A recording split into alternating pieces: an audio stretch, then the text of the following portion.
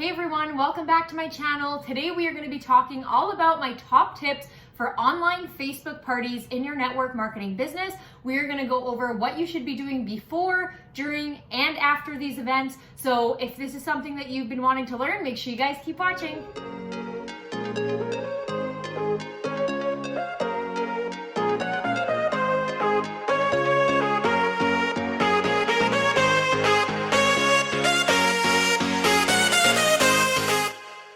Hey everyone, welcome to episode 10 of Spilling the Tea. My name is Tisha Doriana and I help passionate and driven network marketers better connect with their audience through social media, all within a loose leaf tea and wellness company. I post a brand new video each and every Wednesday on my Facebook, Instagram, and YouTube, so make sure you guys tune in. Okay, so like I mentioned at the beginning of this video, the agenda today is going to be my top tips for your online Facebook parties in your network marketing company. I get so many questions about what you should be doing before the event, during the event, and after the event. People have asked me questions about whether groups are better, events are better, and how long they should be. So I'm going to be covering all of that during this video today. So make sure you guys keep watching. We're going to get right into it.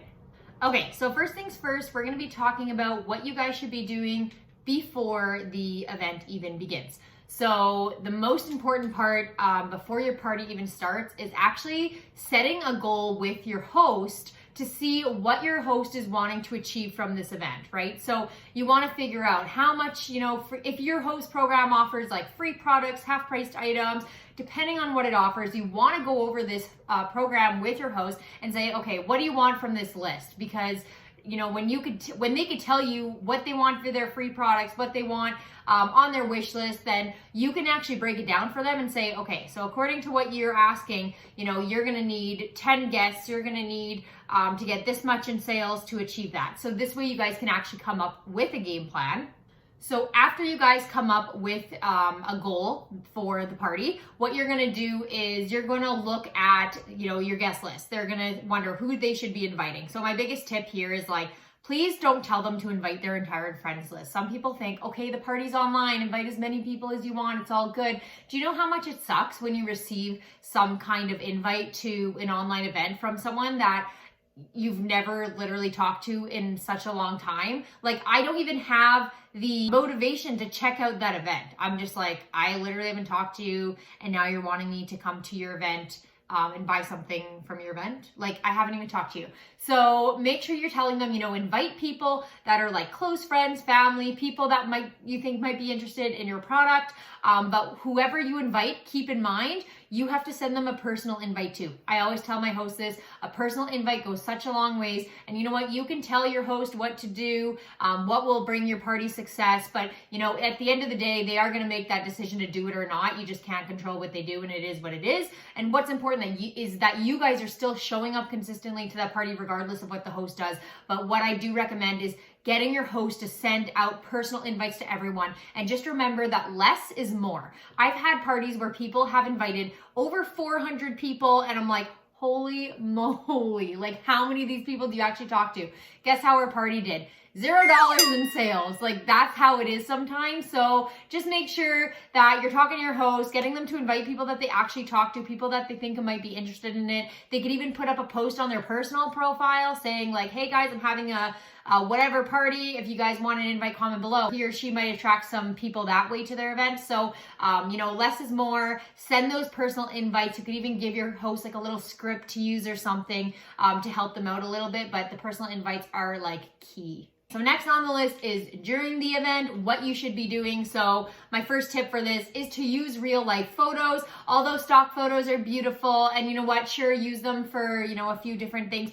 Incorporate actual videos and pictures of you guys using the products yourself, or even pictures of your host. Do you know how much more powerful that is when your host is actually posting pictures of them using the product? If your host is someone who is a customer to you already, tell them to post pictures of them when they're, using the product during their party, okay? So real life photos real life videos. Videos are great because when you could show people how to use something or how easy it is to use something, that's when people relate to it and say, okay, I'm gonna get this, that looks easy enough. Where if you just put up like a stock photo and saying like, oh, and they're like, okay, that looks cool, but like, how do I use it? So videos are very effective too. Live videos are also really effective. So if you have the time in your life to go live in parties, I mean, sometimes I don't do that a lot because I have so many parties on the go all the time. So I just don't have the time to go do that. So I make sure to put out good videos. But if you have time to go live and like explain your product to them and show them how to use it, that is so effective. The next thing you want to do during your event is make sure that you are promoting engagement in some way. The more that you have people engaging in your content, the better. So how you can do this is by having like a little giveaway. So the little giveaways that I do in my events, I give people points for simply commenting on posts, asking questions. If they place an order, they get points. If they book a party, they get points. If they join my team, they get points. So having that giveaway and promoting interaction is huge because you might get some people coming in and commenting just because they want to win the giveaway. But think about it this way. When you have more people coming in, whether they have the intention of buying or not, they might actually discover something during that party or event and they're going to be like, okay, I never knew that they sold this, or that's really interesting about this. And they might end up saying, you know what, I think I'm going to place an order because I, really like this stuff. So the more you can promote the engagement in your party, the better. Another tip is to make it easy for your guests to shop. So whether that's them contacting you directly for an order or you providing them a link, make it easy. You can put the link in like the description of your event, or if you're doing it in a group, put it in a post and then pin that post to the top. But another tip for this is like provide your shopping link literally in every single post you make. If you just put a shopping link at the bottom of every post, copy and paste that baby there, people are gonna be like, oh, so easy to shop. Let's shop now because I like this item and I want it now. It just makes things more convenient. Okay, and then another thing, when guests place their orders, you want to make sure you're posting a public thank you on the page or the group. This is very vital because a lot of people, when they start to see other people placing orders, they're like, oh, I should get my order in too. So it's kind of like that sense of urgency when people start placing orders, other people want to as well. So make sure you're posting personal thank yous. Another tip you could do is even offer a host booking gift. This is where you put up a post saying, if 2 people book from this event, from Tisha's event, I'm gonna gift the host with a $30 prize or something like that. It's probably gonna surprise you how many people actually want to help out their host, so they will book a party for you just to help their host get that prize. So have a host booking gift. That'll promote obviously more parties for yourself. And then the last thing that you want to do during the event, guys, this one is so important. It's when there's 3 days left of the event or 2 days, depending on how long you do it. We will talk about that right away, but send friendly reminders to the guests. And it doesn't have to be you personally. I like to actually get my host to do it because it's the host that has a connection with all their guests. So make sure your host is sending a friendly reminder. Let them know there's only 3 days left of the event. Ask them if they have any questions or if anything has caught their eye. That one is so huge. That's when so many orders start to roll in for me during my event. Okay, I'm quickly gonna get into a group versus an event. So the main pro of a group, having a party in a group, is that you can schedule posts. So if you're someone that has like a full-time job, you don't have time to be manually posting, or you don't want to pay a site to manually post for you, go with a group. You can schedule posts and it'll be very convenient for you. What I really like about events personally is that people can actually respond going. They could put maybe. So I really like that feature there. However, you cannot schedule posts in an event unless, like I said, you somehow hire a website or something where they could post the event for you. Events, it is a bit trickier. There are, I think, some benefits of both though. But basically what it comes down to is if you're busy and you want to schedule posts, go with groups. If you're not busy and you like the feature of people being able to respond going or maybe, then, go with an event. As for the length of the event, I have seen so many successful events with totally different formats. So for me personally, I do a 6-day event. Some people will say, Tisha, that's way too long. but I find that I like it. I can sporadically post throughout the day I post for 5 days and then I have an extra shopping day at the end.